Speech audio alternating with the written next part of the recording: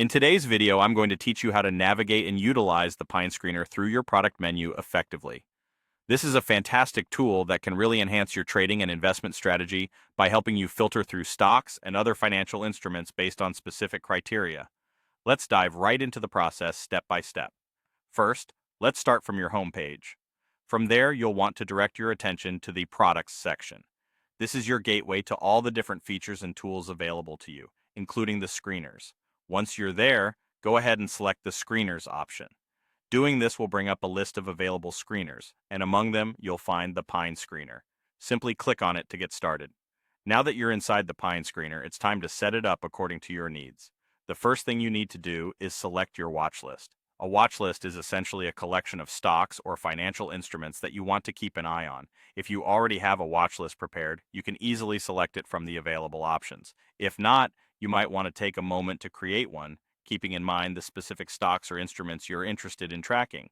Once you have your watch list sorted out, the next step is to choose an indicator. Indicators are critical tools that assist in analyzing market trends and behaviors.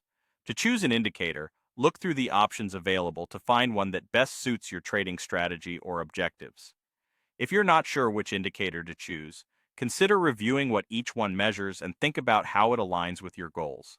With the watch list and indicator selected, it's now time to set the filtering criteria for your chosen indicator. Filtering criteria allow you to specify conditions that the stocks or instruments in your watch list must meet to be highlighted by the screener. This could be anything from price movements, volume levels, or any other measurable factor that your chosen indicator considers. After setting your filtering criteria, you're all set to perform a scan. Scanning with these parameters will enable the Pine Screener to sift through your watch list, pinpointing the stocks or instruments that meet your specific criteria. The results will give you a more targeted view of the market, highlighting opportunities that fit your strategy. And there you have it. You've successfully navigated through the Pine Screener setup. Remember, practice makes perfect.